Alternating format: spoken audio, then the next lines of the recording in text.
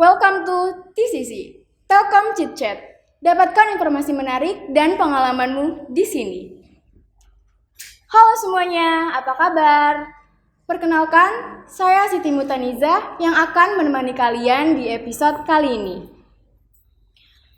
Teman-teman di rumah udah pada tahu belum nih, siapa sih yang ada di samping saya ini? Pasti belum ya?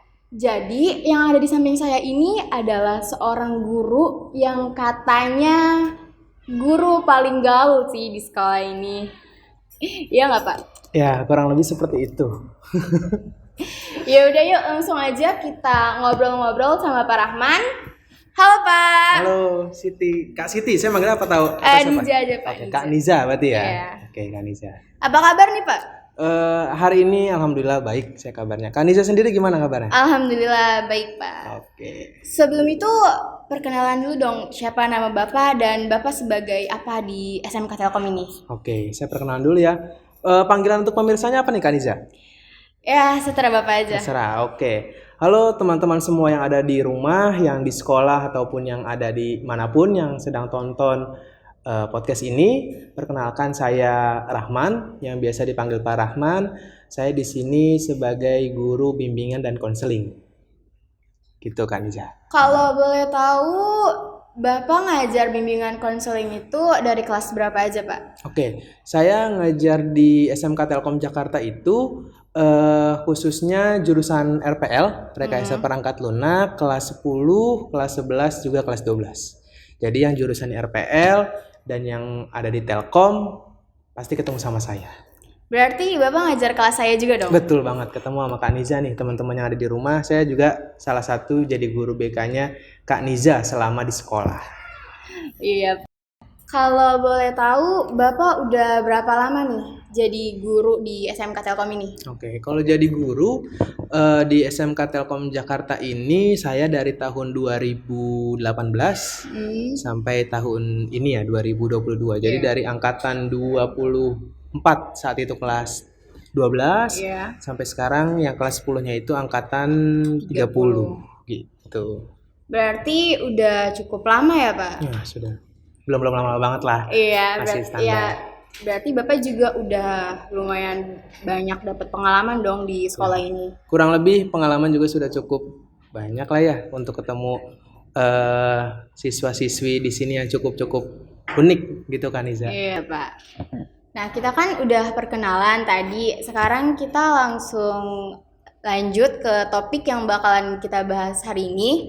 Jadi hari ini tuh kita bakalan ngebahas topik tentang siswa-siswi eligible di Telkom, program beasiswa, dan ada mengenai PTN. Nah, buat teman-teman semua yang ingin tahu jawabannya, disimak videonya sampai selesai ya. Pertama saya mau tanya nih Pak, di SMK Telkom ini ada yang namanya siswa atau siswi eligible nggak sih Pak? Oke, jadi siswa dan siswi eligible ini yang mungkin menurut Kak Niza itu untuk menuju PTN ya? Ya betul. Oke, jadi untuk menuju PTN SMK Telkom Jakarta yang memang berakreditasi A sekolahnya, jadi kebetulan kita dapat 40%. Jadi memang cukup banyak Kak Niza untuk peluang kita bisa ikut SNMPTN. Jadi untuk yang tahun ini, untuk ditanya siswa yang eligible ada atau enggak, ada gitu. Jadi memang banyak nih Kak Niza untuk yang siswa-siswi yang eligible. Kalau boleh tahu tuh ada berapa tuh Pak yang masuk ke siswa-siswi eligible? Kalau untuk pastinya 40% dari 400 ya Kak. Jadi lumayan banyak, sekitar 100-an lebih ya. Saya juga kurang tahu pastinya 200 atau 100-an lebih, tapi memang sudah cukup banyak. Jadi untuk yang kelas 3 dan karena memang sekolah kita akreditasinya A, jadi lumayan banyak lah peluang untuk bisa tembus SNMPTN karena eligible-nya banyak. Untuk peringkat 1 sampai 3-nya itu Bapak tahu nggak Pak siapa? Peringkat 1 sampai 3-nya saya tahu, tapi kayaknya untuk konsumsi internal aja nih Kak. Jadi memang saya tahu karena kan memang itu ada beberapa nilai-nilai yang dimasukkan ya, nilai-nilai akademik gitu. Jadi datanya saya ada untuk yang peringkat 1, 2, 3-nya. Selanjutnya di SMK Telkom ini ada nggak sih Pak program beasiswa? Oke, jadi kalau program beasiswa untuk teman-teman yang sekolah di Telkom itu ada beasiswa nanti setelah kalian lulus peringkat 1 sampai 10 itu ada Kak namanya beasiswa nanti untuk menuju ke sekolah-sekolah tinggi yang ada di naungan Telkom gitu ya. Jadi untuk nanti Kaniza atau teman-teman yang di rumah yang sedang menonton, kalau untuk beasiswa nanti saat kelulusan dari semester 1 sampai semester 6 dilihat peringkat 1 sampai 10 itu ada beasiswanya sendiri tuh Kak gitu. Jadi ada, kalau ditanya beasiswanya ada atau enggak. Oh gitu ya Pak. Kalau untuk syarat-syarat tertentu biar dapat beasiswa selain berperingkat itu apa aja Pak? Memang terkadang nih selama perjalanan dari kelas 1 ya, kelas 10 sampai kelas 12 itu di pertengahan memang ada kadang beberapa perusahaan yang mungkin masih ada di dalam naungan Telkom itu mengeluarkan juga beasiswa. Biasanya memang kadang dari prestasi akademik maupun non akademik. Jadi untuk semua siswa di sini yang memang berprestasi akan diapresiasi. Jadi ya entah itu dalam bentuk beasiswa atau dalam bentuk lain. Kalau beasiswa itu dapatnya dari lembaga mana aja Pak? Atau cuma dari Telkom doang?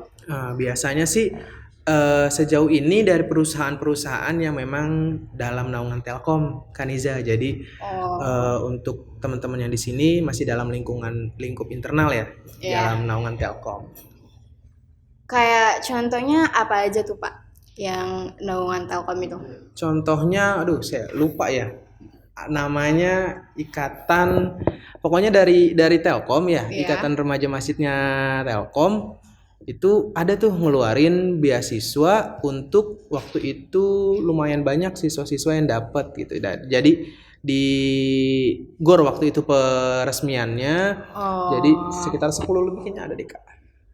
Berarti siswa eligible tadi itu tuh sudah pasti dapat beasiswa ini Pak atau enggak? Nah, kalau siswa eligible itu memang hanya untuk menuju ke SNMPTN-nya aja Kak. Gitu. Jadi dia layak untuk ikut SNMPTN. Gitu. Kalau untuk yang beasiswa ya beda lagi. Tapi nggak menutup kemungkinan yang dapat beasiswa itu ya salah satunya ada siswa juga yang eligible untuk ikut SNMPTN. Yang penting juga berprestasi ya Pak? Betul, prestasinya dalam bentuk akademik maupun non-akademik. Pokoknya selama dia berprestasi, dia melakukan hal yang positif, pasti diapresiasi di sekolah kita. Oh gitu Pak. Untuk siswa eligible ini kan maksudnya bakalan menuju ke SNMPTN. Betul. Nah itu tuh mereka kebanyakan dari siswa-siswi SMK Telkom ini masuknya ke PTN favorit mana Pak? Ada atau enggak tuh? Oke, jadi kalau melihat dari PTN ya dan memang jalur SNM banyak juga nih alumni-alumni atau kakak-kakak tingkat kalian yang lumayan mendapat PTN favorit ya. Salah satunya yang baru-baru ini aja kayak kakak kita di UGM, ada juga yang di Unair, ada juga yang di ITS itu kayaknya SBM, dan masih banyak lagi sih Kak kalau untuk lulus untuk menuju PTN. Ada yang di UI nggak sih Pak? Nah kalau yang di UI untuk jalur selain SNM ada gitu. Jadi memang ada yang kuliah juga di UI tapi memang jalurnya bukan jalur SNM. Karena memang dari pihak UI-nya gitu. Itu tuh udah pasti jurusannya IT atau linjur gitu Pak? Oke, jadi kalau SNM memang rata-rata linear ya, satu jurusan atau mungkin kurang lebih satu rumpun sama yang saat ini dipelajari. Itu karena memang salah satu yang dinilainya itu jurusannya kira-kira sesuai atau enggak gitu. Tapi kalau untuk yang linjur ya rata-rata ngambilnya bukan saat SNM gitu, lewat jalur yang lain. Iya Pak. Berarti kalau saya kan sekarang jurusannya RPL, kalau nanti saya kuliah mau masuk ke jurusan hukum itu bisa dong? Kalau dibilang bisa atau enggak sebenarnya bisa ya, semua kemungkinan masih bisa terbuka. Tapi memang yang didahulukan untuk SNM itu biasanya yang linear. Gitu. Jadi disarankan untuk sesuai dengan jurusannya karena kita kan SMK gitu ya, kecuali memang kita yang SMA baru itu mungkin agak lebih leluasa. Tapi kalau kita yang SMK biasanya sih yang linear yang diambil kan Iza. Oh gitu Pak. Nah ngomong-ngomong soal PTN, ada nggak sih Pak universitas yang nge-blacklist Telkom? Oke, ini pertanyaan yang sangat membagongkan ya. Banyak yang bertanya-tanya terkait ini. Jadi sekolah SMK Telkom ada atau enggak yang memblacklist ya? Uni yang memblacklist sekolah kita? Jawabannya adalah nggak ada. Alhamdulillah. Gitu. Berarti Jadi aman ya Pak? aman semuanya, jadi sesuai dengan jalur yang ada. Jadi kakak-kakak tingkat kalian pun yang memang dapat PTN melalui jalur SNM semuanya mengambil, jadi memang aman SMK Telkom dari blacklist Uni. Soalnya waktu itu saya sempat ngeliat di akun sebelah ada yang nanya, katanya Telkom tuh di blacklist sama univ mana sih, kakak ada yang tahu nggak? Nah jadi kita berinisiatif buat ngejawab pertanyaan itu di sini. Oke, jawabannya sudah cukup jelas ya. Sampai saat ini tidak ada uni yang memblacklist sekolah kita. Nah, jadi kalau ada yang nanya Telkom di blacklist dari mana aja, itu jawabannya nggak ada. Nggak ada. Untuk selanjutnya, siswa-siswi SMK Telkom itu selain lanjut sekolah tinggi itu bisa kemana lagi tuh Pak? Oke, sebenarnya untuk saat ini secara general gitu ya, lulusan SMK itu banyak banget peluangnya Kak, banyak banget peluangnya untuk bisa melanjutkan karir atau melanjutkan studi, karena SMK ini salah satunya SMK Telkom ya, yang memang sudah banyak sekali mencetak alumni-alumni, ada banyak yang kerja juga banyak yang kuliah gitu. Jadi mau kerja di SMK Telkom ini sudah MOU dengan kurang lebih 40 perusahaan. Kalau memang kuliah itu nanti kita sudah atur bagaimana bisa membimbing juga arah untuk mau kemana nih, mau ke PTN atau ke PTS. Jadi nanti kalau di sini di SMK Telkom ini ada 2 divisi yang bekerja sama untuk menuju PTN. Ada divisi BK juga sama Hubin, kerjasama dengan Hubin. Jadi kami bekerja sama. Oh gitu ya Pak. Oh iya Pak, kan tadi Bapak bilang ada yang kuliah, ada yang lanjut kerja. Nah biasanya tuh yang kerja ini rata-rata masuknya tuh ke perusahaan mana Pak? Yang nerima siswa-siswi SMK Telkom dengan siap sedia gitu. Oke. Biasanya yang menerima siap sedia dengan tangan terbuka gitu ya. Betul. Lulusan dari SMK Telkom itu rata-rata memang yang sudah MOU ya, sudah tanda tangan kontrak kerja dengan sekolah kita gitu, dan biasanya memang linier dengan jurusan-jurusan yang saat ini ada di SMK Telkom gitu. Jadi kurang lebih kalau memang mau langsung kerja dan siap, mereka langsung siap menerima karena sudah MOU dengan sekolah kita gitu. Tadi kan kita udah ngomongin tentang PTN, terus siswa-siswi eligible, program beasiswa. Nah, sekarang saya mau ngomongin yang deket-deket ini nih Pak. Kayak contohnya itu tentang keadaan siswa-siswi SMK Telkom. Oke. Yang paling relate ya, yang paling relate sama sekolah kita. Apa yang mau diomongin nih, Kaniza?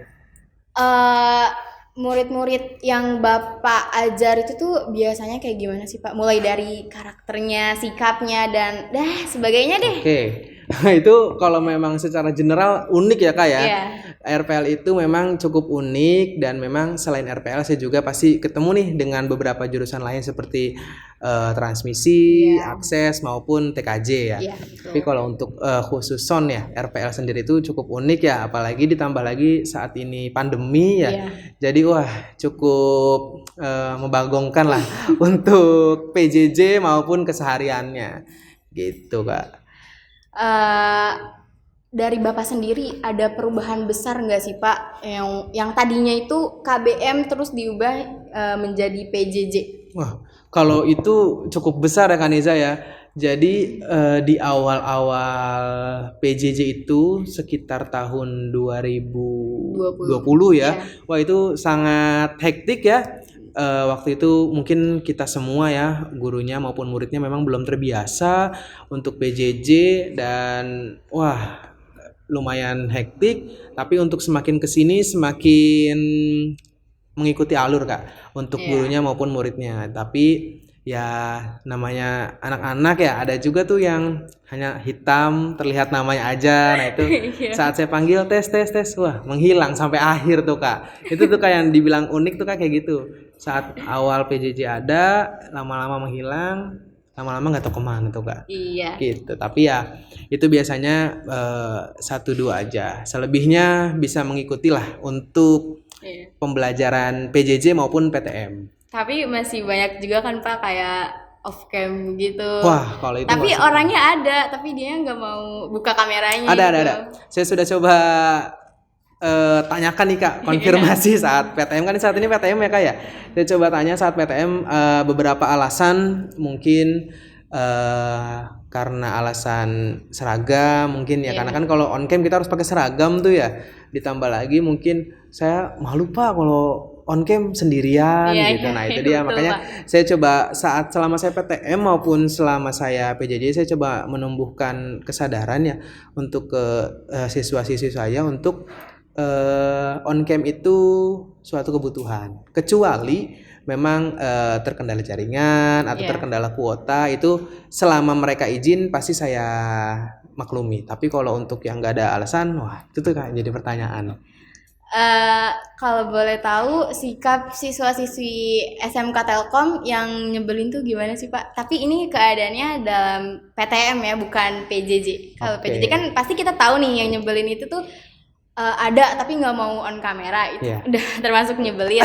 Nah kalau kita tatap muka langsung, yang nyebelinnya tuh gimana Pak? Oke, kalau yang nyebelin mungkin bisa dikatakan belum belajar gitu kali ya Kak ya, bukan menyebelin tapi Iya. lebih ke arah unik gitu ya. Kalau dibilang seperti itu banyak ya Kak ya. Salah satunya aja nih ada siswa yang memang mungkin Kaniza juga pernah lihat di beberapa teman-teman Kaniza ya, yang memang sangat tidak bisa lepas dari gadget gitu ya, Iya. dari handphone gitu ya, handphone ataupun laptop. Memang di sekolah kita itu beberapa atau mungkin bahkan sebagian besar penugasan itu dari laptop atau dari gadget ya Kak ya. Tapi terlepas dari itu semua, selama saya ngajar masih ada tuh Kak beberapa yang colongan untuk lihat-lihat handphone. Iya, betul. Atau mungkin yang dengerin musik gitu ya Kak, itu masih ada. Tapi saya coba tegur karena itu sudah tidak memakai waktu dengan semestinya gitu Kak. Harusnya mendengarkan atau harusnya diskusi sama teman-temannya, tapi ternyata malah sibuk main gadget padahal nggak ada ayangnya Kak. Gitu. Aduh, ayang. Nggak ada ayangnya tapi tetap masih main gadget. Kayak gitu tuh sama aja kayak nggak ngehargain guru yang lagi ngomong ya kan Pak? Siapapun yang di depan sebenarnya, bukan hanya guru ya Kak Iya, ya, harusnya tetap kita saling menghargai, kita harus tetap saling aware sama teman-teman kita yang di depan atau siapapun yang sedang ada di depan kita. Iya. Jadi beri perhatian penuh, dan itu salah satu dari materi saya Kak di kelas. Iya, iya. Gitu. Mungkin Kak Niza juga pernah dapat ya? Pernah. Pernah. Oh iya Pak, pernah nggak sih ada kejadian yang bikin heboh di sekolah ini? Nah, kejadian yang heboh ya Kak ya. Kalau kejadian heboh mungkin ada beberapa ya Kak ya. Dan itu memang cukup menguras waktu, menguras tenaga, karena nggak bisa, bukan nggak bisa ya. Jadi perlu pertimbangan, perlu diskusi lebih lanjut. Iya. Dan bukan hanya pihak sekolah waktu itu ya Kak yang perlu dilibatkan. Jadi itu cukup heboh, cukup geger, tapi yang perlu diambil pelajarannya adalah bagaimana kita semua selaku warga sekolah menyikapi kalau memang ada kabar-kabar yang heboh nih Kak. Nah, kita mau seperti apa nih? Kita mau jadikan itu bahan renungan, atau kita mau jadi bahan hibahan, bahan gibahan ya. Itu kan banyak ya Kak ya. Tadi untuk yang heboh ada mungkin beberapa teman-teman juga tahu, tapi ya itu untuk pada akhirnya jadi pelajaran kita semua aja Kak. Untuk saya selaku guru, mungkin yang teman-temannya yang mungkin tahu ya, jadi pelajaran juga. Begitu juga dengan pihak sekolah. Oh gitu Pak. Kan kita udah lumayan lama tuh belajar di rumah dengan cara PJJ. Nah, walaupun PJJ gitu tetap masih ada nggak sih Pak kayak yang bikin masalah gitu, tapi sampai masalahnya itu sampai masuk ruang BK gitu. Oke, gini, jadi mungkin banyak momok nih ya kayak, duh masuk ruang BK pasti ketemunya masalah. Duh kalau ketemu Pak Rahman pasti masalah. Nah itu dia nih Kak yang perlu diluruskan nih. Nah di SMK Telkom ini sudah coba sedikit demi sedikit meluruskan.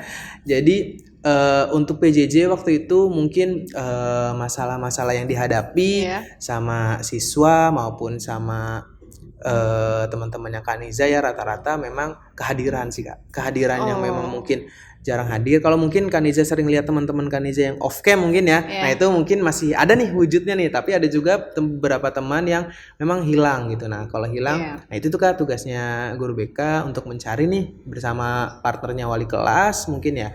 Dan habis itu nanti ada lagi jenjang-jenjang berikutnya. Untuk pada akhirnya kita coba cari nih kira-kira alasannya apa nih kenapa sampai nggak masuk, kita coba telusuri karena memang ada beberapa Kak yang mungkin alasannya bukan hanya terkendala kuota ya tapi lebih dari itu gitu. Jadi ekstra kerjanya di situ sih Kak. Jadi kita coba cari, kita coba telusuri. Kalau mungkin saat PTM kan gampang ya, kita bisa temuin wah ada nih anaknya. Tapi kan kalau untuk PJJ agak sulit, tambah lagi kita gerak untuk bebasnya untuk mobilisasinya kan agak sulit. Gitu. Jadi seperti itu Kak. Terus juga kalau udah PTM gini kan masalahnya tuh pasti bukan soal tentang kehadiran doang Pak. Pasti banyak ada aja problem yang lainnya gitu. Selanjutnya Bapak ada nggak nih pesan yang Bapak ingin sampaikan pada murid SMK Telkom ataupun alumninya? Oke, pesan untuk mungkin siswa-siswi Telkom Jakarta yang masih sekolah atau mungkin yang akan mau masuk ke SMK Telkom Jakarta, pesan saya yang pertama jadilah remaja yang bernilai. Pertama ya, jadi kita punya nilai untuk diri sendiri, kita nggak mudah goyah, kita nggak mudah untuk pada akhirnya dihasut oleh kanan kiri, sampai pada akhirnya kita punya teguh pendirian. Dan yang kedua, selalu mengedepankan adab dibanding ilmu. Jadi adab dulu baru ilmu. Itu Kak, kurang lebih Kak.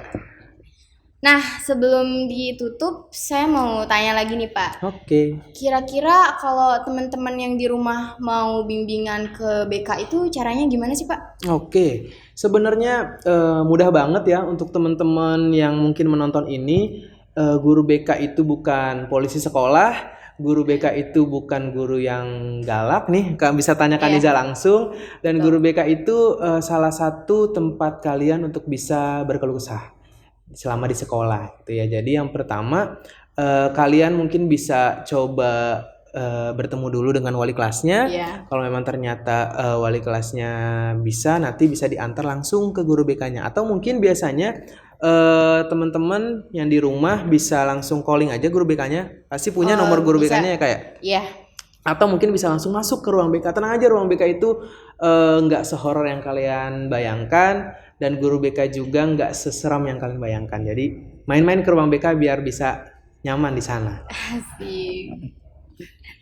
Nah, jadi buat teman-teman yang di rumah yang mau minta pencerahan atau curhat-curhat masalah pribadinya, bisa banget nih langsung ke ruang BK-nya langsung ketemu sama Bapak Ibu Guru BK ataupun bisa langsung di call aja. Ya nggak Pak? Betul, kami siap menerima curhatan-curhatan kalian, keluh kesah kalian, atau mungkin yang mau daftar PTN atau mungkin bingung nih mau kemana setelah lulus, bisa langsung chit chat, bisa langsung diskusi sama guru BK-nya.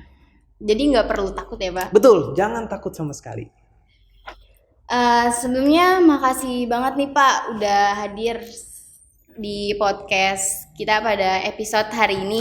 Sama-sama. Saya mau ngasih sesuatu nih buat Bapak. Waduh, Kak Niza, terima kasih. Ini dari Kak Niza nih, teman-teman. Saya cukup siok ya. Beneran dikasih nih. Iya buat Bapak. Karena baru nih, saya tadi belum ada nih di belakang panggung. Terima kasih Kak Niza dan juga tim podcast. Terima kasih untuk yang udah nonton. Let's talk on another Telkom Chit Chat. See you.